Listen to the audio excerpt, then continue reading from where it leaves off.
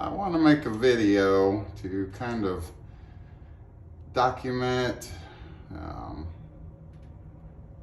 of what I've got going on here.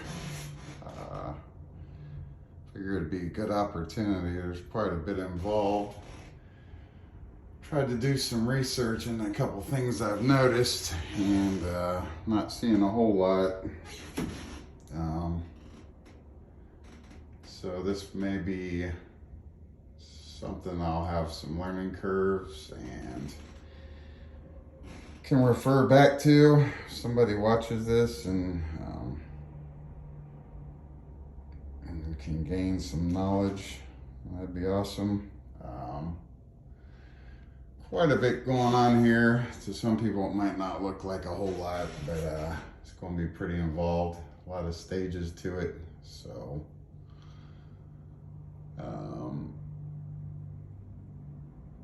I guess you could say there's a lot of key points I want to bring up, but that's not what this is about. More so learning, and like I said, I can reference back and people maybe see this and learn a little bit themselves, and also some of the more professionals could comment if they know an easier way. I couldn't find much on a couple of things I'm going to end up doing, so guess we'll take a quick look at a couple things I'm referring to. So probably head down here first. I don't do this for a living. I actually done quite a bit, messed up quite a bit, reworked stuff I've noticed other people's messed up. I definitely screwed up a lot, cost myself a lot of time and money, so mostly time. So one thing, I guess, this flashlight, one thing I know going to cause a problem. This is a brick house. Like I said, I don't do this for a living, so I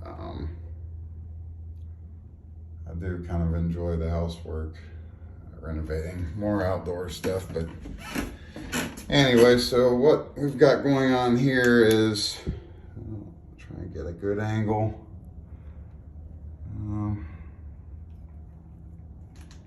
So as you can see, there's bricks. And that leads to the outside brickwork, the outside of the house. So I'm concerned what could be behind here. You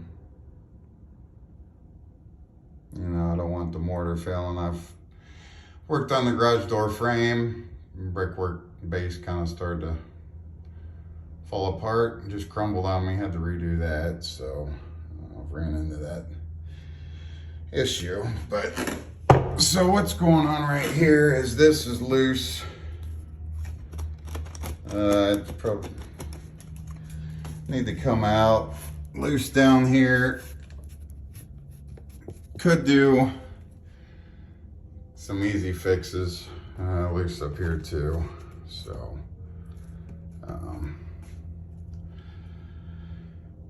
different ideas on that. You know, probably going to take quite a few different stages. That's one issue right there for sure. I couldn't find much on.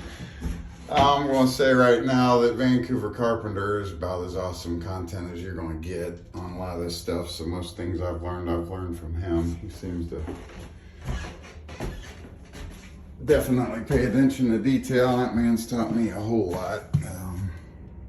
So should have brought my light. Turn this around. Can't hardly see. There's like almost like a chicken wire back in there. So most of this is plaster. Cracks, bad mesh tape jobs, a couple different types of mud. I think the best thing to do would get you about $1,000, $2,000 sander, orbital. Run the vacuum. If you've never done this, it'll make one heck of a mess trying to run an orbital and this kind of covering this amount of ground. So not sure 100%. It's been sanded down some. Like I said, smartest thing to do would be get an expensive orbital. But I've got other expenses, like a wood floor. Trying to do the whole wood floor, that's quoted at around $2,500 to $3,000. I'm kind of working in here right now, so actually I am working in here. This sometimes if I have time, I like to kind of prep, I guess you'd call it. Prep into what I'm coming at. I know I'll be coming in here, so coming down the hallway and then the stairwell. There's cracks. You see mesh tape coming through. Most of it I'll rip out and redo. That'll all need cleaned out. Clean it out and pre-fill it. I'll probably be using Durabond 90. I'm thinking at the end of the video, I'll write a list of all the materials involved for everything used. It doesn't seem like a whole lot, but it's actually quite a bit. It's going to be involved. So like right now I'm working in this room. Tonight I'll be sanding the topping. I've got tip I've learned with the dark paint, it's going to show a lot more imperfections. So when the sun sets, gets a little more dim up here, I'll turn these lights out and I'll shine that LED up at it and you can see a lot better what you're looking at. So I'm hoping tonight I can get the final sanding done and then primer it up. I like to use 1-2-3 primer. Like I said, it's all stuff people can hopefully learn from. I've learned what works for me. Bullseye, Zenser. Bullseye 1-2-3 primer seems pretty good. And I'm using Benjamin Moore paint, different muds. Got that green all-purpose, +3. I mixed that a lot with my hot muds, which is the quick set. Quick set in Durabond 90. So Durabond's what I'll pre-fill most of it with. And I'll cover it with that. Some of that deep stuff I'm not 100% sure what I want to do yet. I may use trying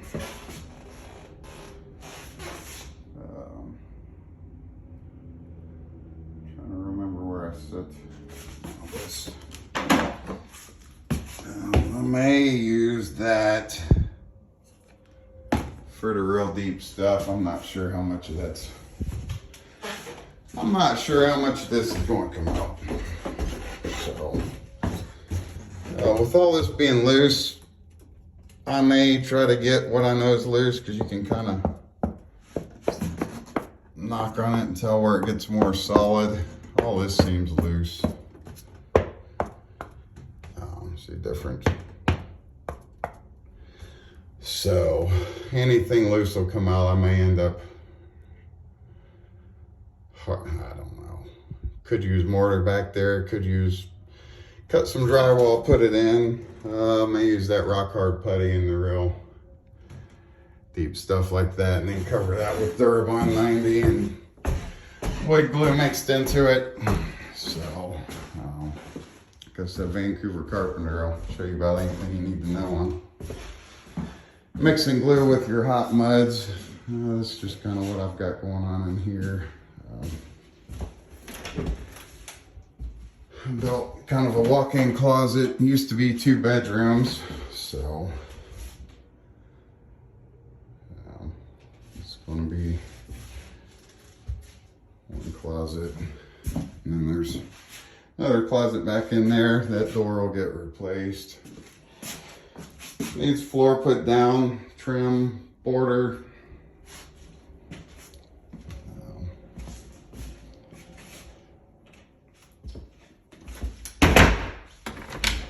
Another small closet. That wood floor is going to get ripped up. All this wood floor will get ripped up. I want to go a little bit darker on the stain color. So long term, I'm thinking about that. Yeah, so I actually got this in the mail yesterday. I'm about to try that.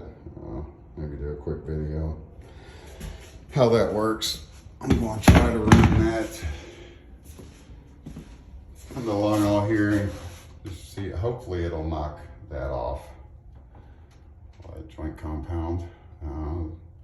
As I saw running it was running it on outdoor woodwork, and it seemed to be taking the paint right off the wood. So I'm gonna give it a try. Anything that could speed up the process a little bit. Like I said, I'm no professional. I don't claim to know everything. I'm always trying to learn, be a student of life. So that being said, I think that's probably it on this video. I'll start trying to document these different stages and what I ended up doing about it. So, all that's going to need cut out of there. A lot of it's loose. Any cracks I can find.